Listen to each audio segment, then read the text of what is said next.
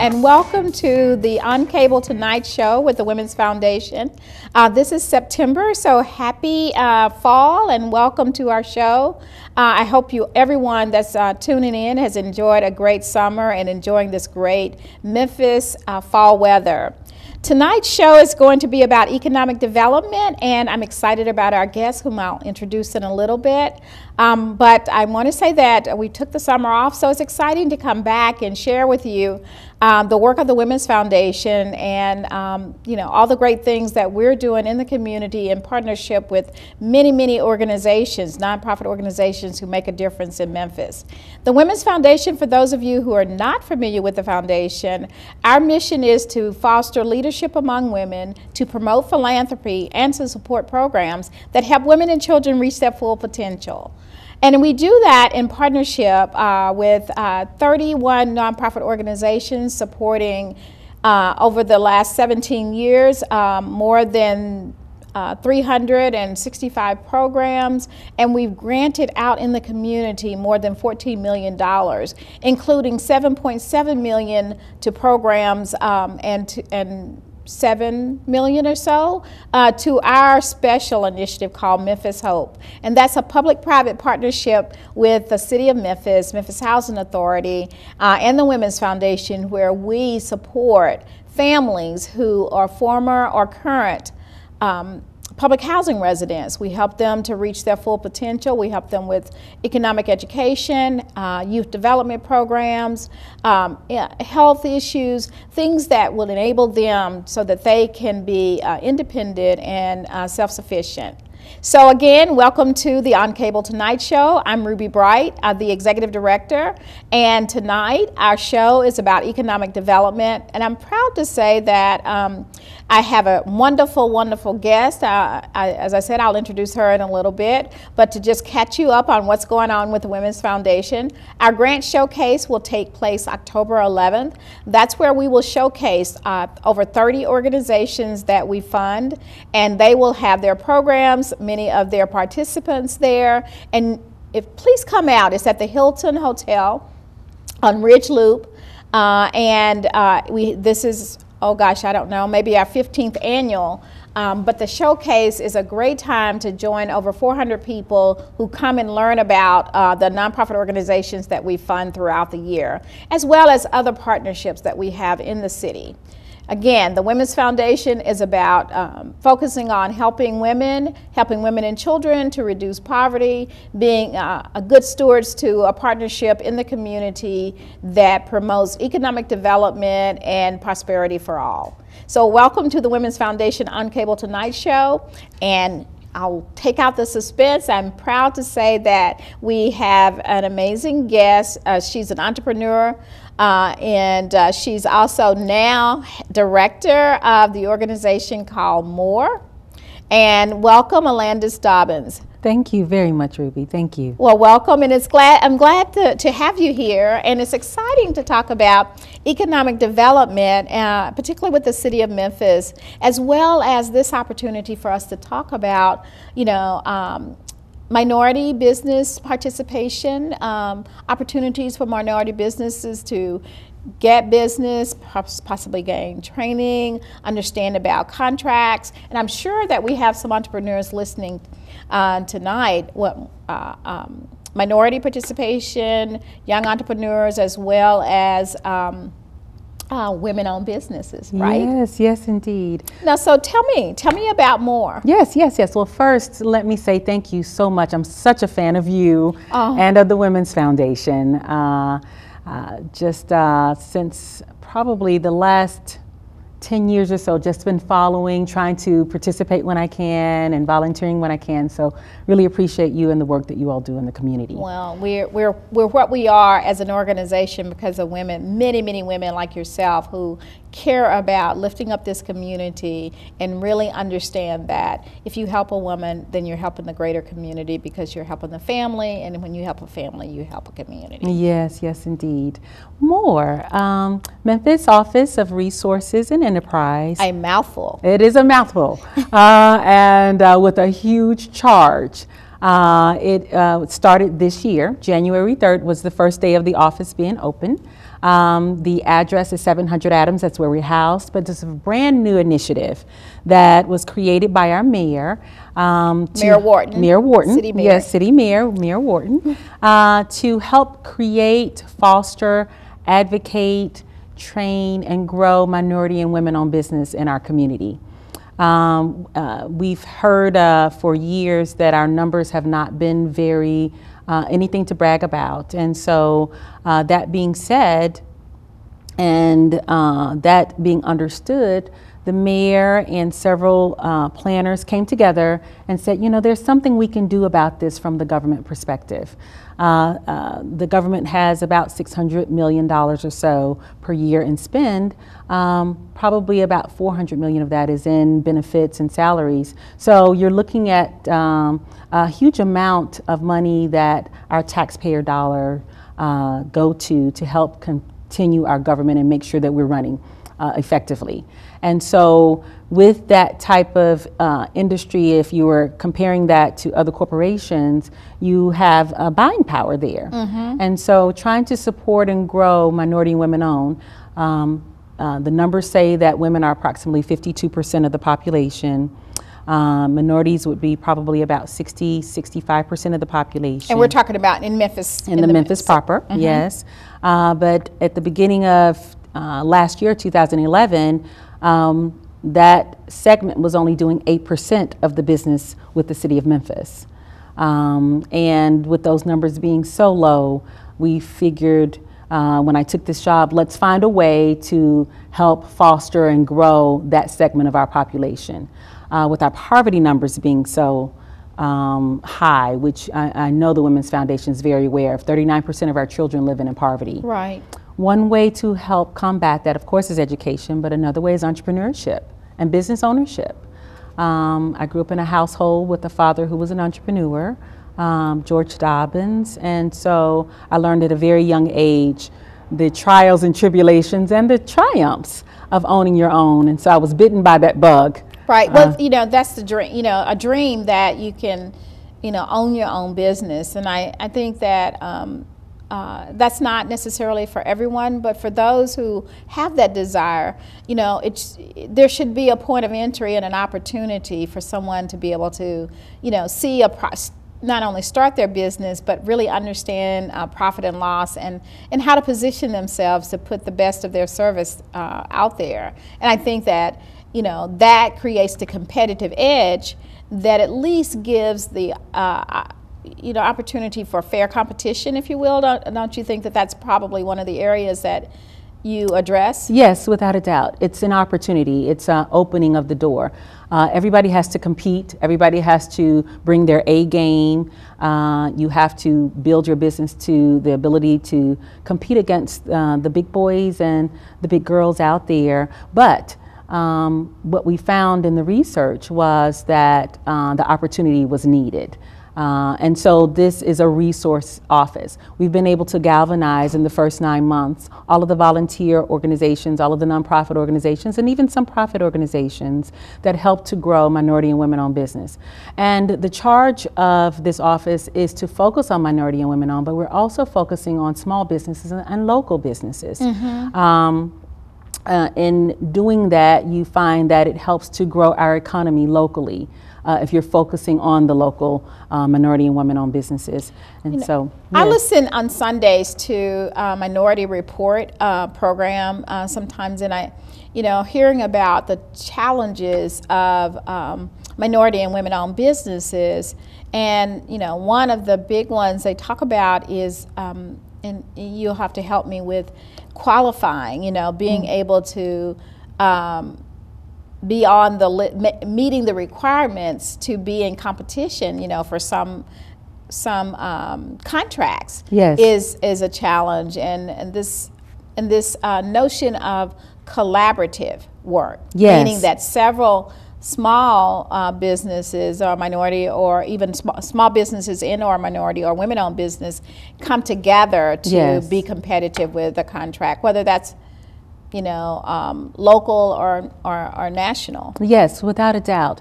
We're exploring different ways, joint ventures, teaming arrangements, making sure that we're matching minority companies with majority companies, finding creative ways that are stable ways so that there's sometimes mentoring, which is absolutely important. Right. So in addition to smaller companies coming together, you hear the axiom, if you have one pencil, it's easy to break, but if you have several pencils bound Right. together, it's harder to break them. So yes, finding those kind of creative ways to make sure that you can reach the bonding capacity, make sure that you have the funding to be able to fulfill the contracts or the insurance requirements, things of that nature. Over the last 9 months, we've put together different workshops that will help to train different business owners on those types of subjects, because if you're a startup, then sometimes you're having to learn quickly all of the different pieces that are required for an RFP or an RFQ, which is the primary way of procuring through city government. And so we're doing workshops to help that. And also for businesses that are existing, sometimes there's access to capital that can be an issue. And so we've been able to pull together loan services that are in our community, finding new loans that are available. The Renaissance Business Center has loans. Our new organization, EDGE, the Economic Development Growth Engine, they have a loan fund. So there's several different avenues there, and so we're trying to pull them all together and have one point of access. We're currently working on our website, which would be www.more.org. So that's specifically for minority and minority women-owned businesses. Yes. Great. So that they can have the links to all of the different partners that we have found in our community. Right. We think that that would be helpful. A lot of times when you're calling and you don't know where to get your business license, or you may not know who can help me put my business plan together, there are resources out there. And I think that's something really important, because it is my understanding that in Memphis there's a lot of entrepreneur spirit, and a lot of small people having small businesses and don't see themselves as a business, but need to authenticate themselves, in terms of having a business license. And sometimes that's too daunting. And finding a 1, 2, 3 about how to do that is probably a big issue. I know that with some of our families that we work with, they're like, I would love to have a catering business, and then some of the men who wanted to have lawnmower service business, had lawn service businesses, had the equipment but didn't have the customer, kind of got all ready for it. And, how do you encourage preparation? Well, the most recent workshop we had was how to do business with the Memphis Housing Authority, which is where my office is located. And we had probably 20 people that RSVP, but approximately 55 people that showed up. Wow. And so standing room only, but we went through all the different steps of what is required when you're bidding. And we've offered different, from the city perspective, different ways for small businesses to bid. And so we've done creative things. For instance, a bid normally that would have been a $100,000 bid, they've broken it into 4 different components of 25,000 bids per bid, and so that may allow more people to be competitive. Yes, and to have the opportunity to start bidding on a small see themselves scale. At least being able to be competitive, because sometimes you talk yourself out of doing something around entrepreneurship. Yes.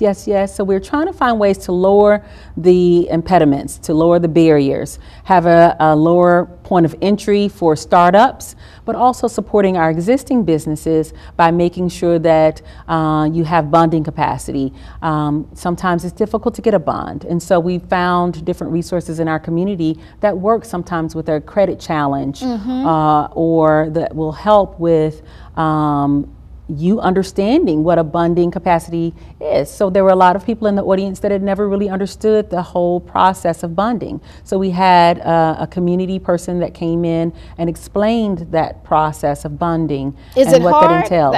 That's the thing, that's what I would ask. Well, what is bonding?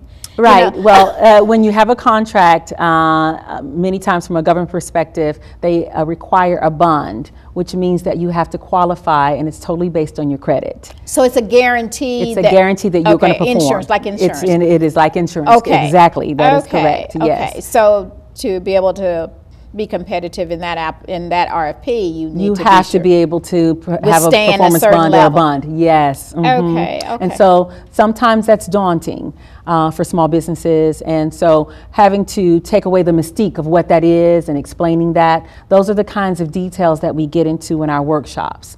And we try to keep it where we're open to the public. Everything's on our website, the city website, and the MHA website, which is connected to the city website, so that we're open. The other thing we've done is connected all the partners. So we have access to, when we're sending out the emails now, 5,000 to 10,000 people to know about the RFPs, to know about the classes.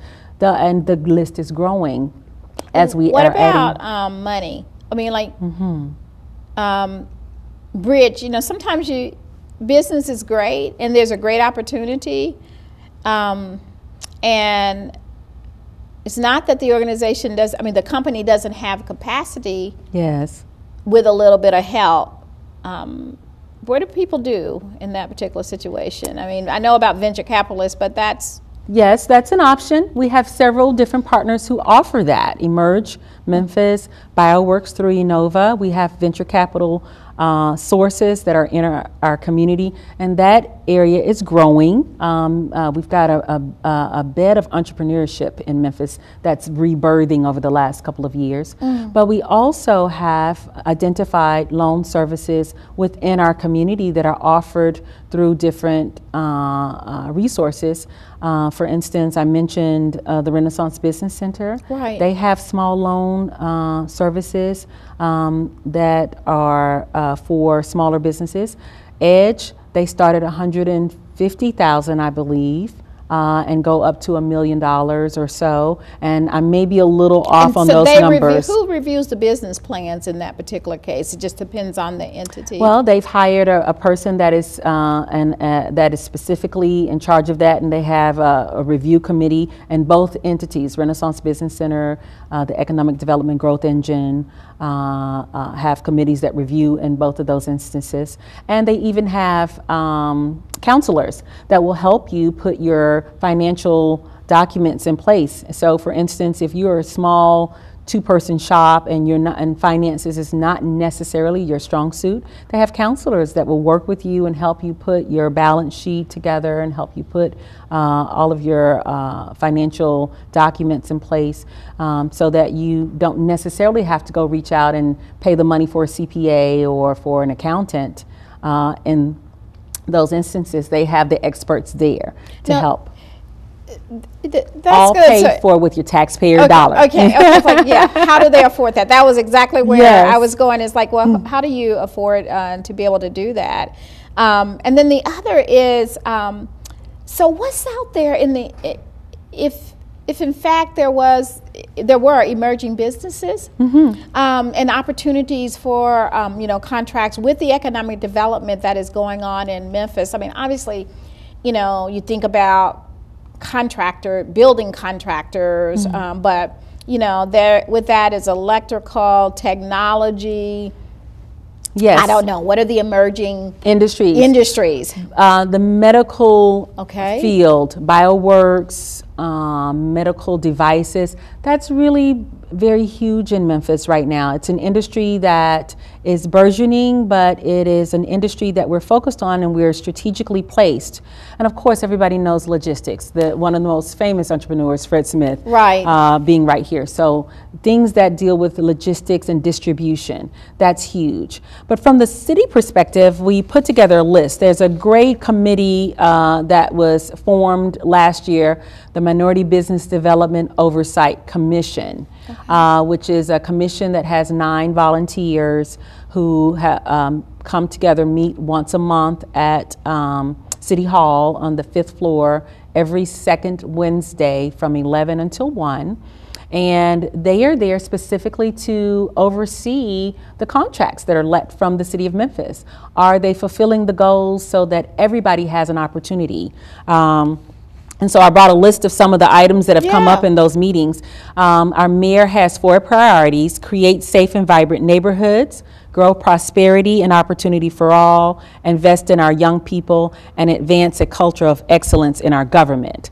And so promoting opportunity for all, that's what is a huge one of the 4 pillars. And so for the city of Memphis, we're looking for people who can do street paving, people who can do roofing under the construction, landscaping, not necessarily the lawn care, but the landscaping. Landscaping, yes.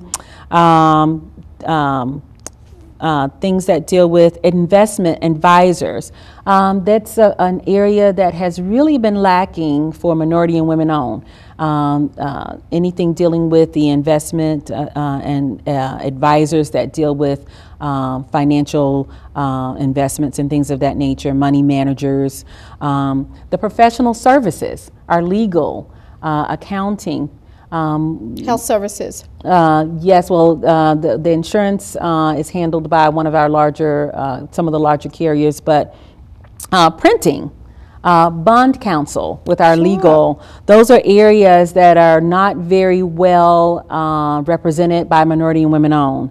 Our signs, uniforms, there's several different departments that use the uniforms. Well, that's really underrepresented right now. Wow. So those are areas, if you're looking to start a business, that's one of those areas are your areas of expertise, and you're very interested. Those are some areas where there are contracts that are going to come up in the future in the city of Memphis.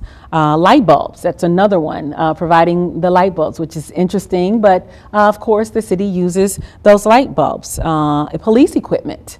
So people don't think about that in a competitive manner in terms of, okay, those things have to be bought. They have to be bought by our government, yes. Yeah. And so with a business that gets a contract, with the city, secures a contract with the city, there are probably requirements within that business that relate to how they source out or outsource rather their business with other subcontractors. Yes. And so then that helps to build the base of more minority participation as well as women-owned business. Yes. Never be afraid to joint venture. If you are a small business but you have an idea and you have value, you have worth, it's always great to look to some of the majority companies to do arrangements. That's something that's very common in our capitalistic system, coming together to build your strengths. And so our Office of Contract Compliance for the City of Memphis is very key in making sure, along with the MBDOC, Minority Business Development Oversight Commission, and making sure that our contracts have those goals and that we're really actively trying to develop businesses to reach those goals. And so we're all working hand in hand with each other. The office that I'm the director of. Yeah, let's say what that acronym is again. The Memphis Office of Resources and Enterprise. And then how can people call? Say they're hearing about it and want to learn more about it. How can they The main number is 544-1847. Okay, 544-1847. To learn more, get more information about the program and the initiative. And our website, again, is forthcoming. And so, yes, joint venturing and partnering is a huge opportunity that we are encouraging for our small minority women-owned businesses and local-owned businesses. And the mentoring, it's a great opportunity to learn how to be able to grow your business. Access and broaden your reach and, get more opportunity for this. That it's one thing to start a business and to be able to have resources available to you. And I think that I could not let this show go without at least focusing on the growth of women-owned businesses in our Yes. community. We were pleased to be a part of a conference just a couple of weeks ago that was in collaboration with 3 women-driven organizations. And I think when great women get together, great things happen. Yes. Sponsored by NARBO, which I know you past president. Right. National Association of Women Business Owners. CREW, which is the commercial real estate for women, and WeBinc, which is the Women Business Enterprise Network Certification, which is a national certification organization to certify that you are a woman business owner. Well, I really have to give shout outs to Mary Singer Yes. for her leadership Yes. with WeBank. Yes, she's done incredible things in just a short period of time with WeBank, and so we're looking for even greater things to come with Mary. But it was an incredible event, very well attended, and as I told the leaders who put it together, boy, do I miss being around women on a consistent basis, because I'm so busy with this new initiative it was just empowering, and it's always wonderful to be. Well, that's right. The empowerment as well as the hope, for the future. And there's nothing that's done, I say, by women in the community that they don't think, well, we're going to give back to the community in some way. Yes. I was very encouraged and excited about just the attendance with Natasha and Mary and the whole committee in terms of what they put together for that particular event. Yes. But I think there's a lot more work to be done in this Yes. area around economic development, specifically focused on supporting the opportunity for prosperity for all, and Yes. and that includes the opportunity for women-owned businesses, minority-owned businesses. So thank you for being a part of this new initiative, and and what the potential it can be for this community around entrepreneurship at any age. Yes. I mean, I used to work for Junior Achievement, and economic development and the free enterprise system and young entrepreneurship was so strong. Yes. And I think is that an opportunity for encouraging young people to think about their dreams? Definite. What better place than America? You can't do this in any other country where you can start a business if you're 10 or if you're 100. Yeah. And so, yes, we are very excited about that. And what we found in our research is that if you are growing businesses and allowing more people to compete, it grows the business for everyone. Absolutely. Alandra, thank you Yes. so much for being with us. Alandra Dobbins, she is the director of MORE, and MORE stands for? Memphis Office of Resources and Enterprise. Memphis Office of Resources and Enterprises. And if you want to learn more about this, if you're an entrepreneur or you want to be an entrepreneur and want to build your business or start your business, contact Alandra at 544-1847. 544-1847. Thank you so much for joining the Women's Foundation on our September edition of On Cable Tonight. The Women's Foundation is pleased to have Alandra Dobbins here with us tonight, talking about economic development and the future of Memphis around entrepreneurship for small businesses, women-owned businesses, and minority-owned business. So thank you again for joining us, and I look forward to hearing great things about MORE. Thank you. Thank you. Good night.